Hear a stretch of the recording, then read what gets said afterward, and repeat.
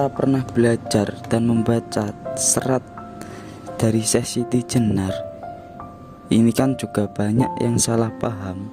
Ada yang bilang bahwa gara-gara ini dianggapnya itu pengikutnya Syekh Siti Jenar itu nggak sholat, nggak jumatan.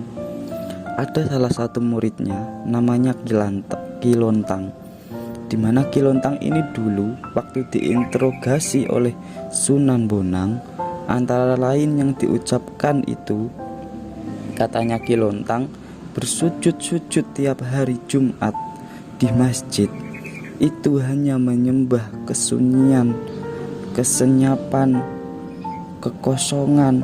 Itulah yang kalian lakukan.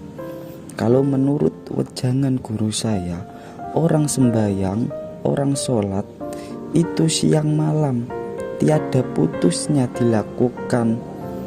Keluarnya nafasku itu menjadi pujian, dan masuknya nafasku itu menjadi sebuah doa. Karena tutur penglihatan dan pendengaran disuruh melepaskan dari angan-angan.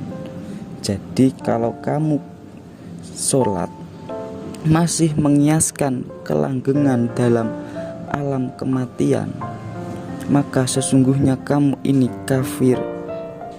Katanya Kilontang, kita sholat itu sering kali hanya seperti olahraga. Itulah yang dimaksud menyembah kekosongan, kesunyian, gak ada apa-apa, gak ada efeknya sama sekali. Itu loh yang disembah siapa. Fisiknya aja kadang-kadang juga enggak terlalu serius. Ada toh yang gerakannya sholat itu cepat sekali, bahkan mengalahkan pesawat yang mau take off. Lo itu ngapain? Kita sholat kan logikanya sedang berkomunikasi dengan yang maha kuasa, sang penguasa alam semesta, Allah yang setiap hari merindukan kita. Sedang berhadap-hadapan itu kok kelihatannya kita nggak betah sama sekali. Kayaknya cepet-cepetan Allahu Akbar, Allahu Akbar. Yang kita sembah itu loh apa? Berapa persen Allah itu hadir bahkan dalam sholat kita? Jadi itu bahasanya Kilontang, menyembah kekosongan. Kalimat lainnya, sholat tanpa memahami hakikatnya. Jadi banyak orang sholat itu tidak memahami hakikat sholatnya. Jadi sholat itu nggak begitu.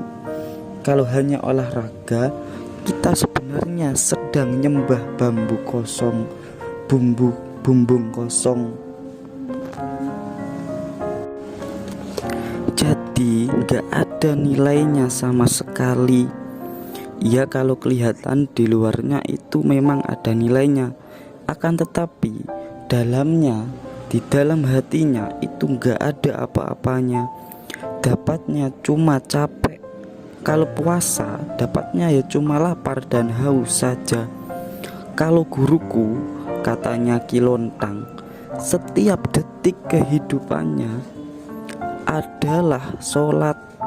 Makanya kalau kita membaca kisah para wali, itu justru mereka yang ibadah itu enggak hanya berhenti di syariat. Syariat itu hanya wadahnya, hanya lantarannya untuk naik ke wilayah yang lebih tinggi. Dan puncaknya adalah bertemu dengan Allah Subhanahu wa ta'ala. Terus ada lagi sindiran, sholat yang mencuri katanya.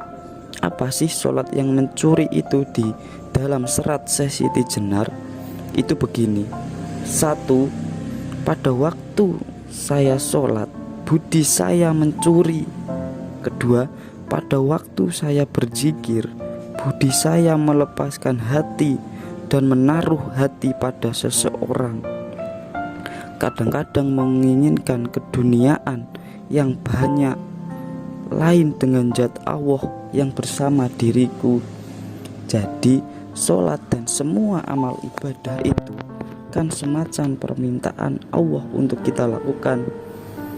Dan harusnya itu demi Allah, tapi kita melakukan banyak sekali ibadah itu tidak demi Allah, tapi banyak pamrihnya. Kayak tadi, pamrihnya macam-macam, bahkan banyak yang keduniaan. Barang siapa yang sholat jamaah isya dan subuh tanpa terputus, maka rezekinya akan berlimpah. Lah itu kan kita rajin sholat isya, sholat subuh dan yang lainnya tanpa putus. Itu ngincar apa? Yang ngincar rezekinya lancar. Itulah yang dikritik oleh Syekh Siti Jenar, yang disebut sebagai sholat yang mencuri, akal budi yang mencuri. Padahal bukan seperti itu seharusnya.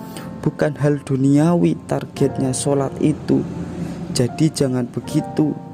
Kalau semua orang yang sholat masih begitu, berarti sholatnya itu mencuri. Seharusnya Allah yang harus menjadi titik puncaknya. Innalillahi wa inna ilaihi rajiun. Terus kalau itu semuanya nanti ketika dikomparasikan dengan ayat kritikannya Syekh Siti Jenar, itu akan sesuai dengan surat Al-Ma'un yang berbunyi seperti ini: fawailul lil musallin. Orang-orang sholat yang hasilnya malah neraka. Kenapa kok bisa begitu? Karena sholatnya riya.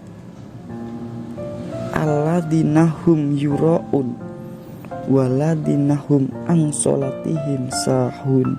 Sholatnya lalai. Terus ada juga itu dalam surat Al-Mu'minun yang berbunyi alladzinahum fi sholatihim khosi'un, yaitu orang yang kusuk dalam sembayangnya. Kusuk maksudnya di sini itu pertama menghindarkan diri kita ini dari perbuatan dan perkataan yang tidak berguna. Kedua, menunaikan zakat. Ketiga, menjaga kehormatan diri. Dan yang keempat, memelihara amanat dan janji, dan seterusnya. Jadi semua yang diomongkan oleh Syekh Siti Jenar itu ada dasarnya semuanya. Kan banyak itu yang mengkritik, dianggapnya Syekh Siti Jenar itu ngarang, gak tahu syariat, gak pernah ngaji. Ya gak mungkin lah. Kalau dilihat dari silsilahnya, beliau itu masih ada garis keturunan sampai ke Nabi Muhammad SAW.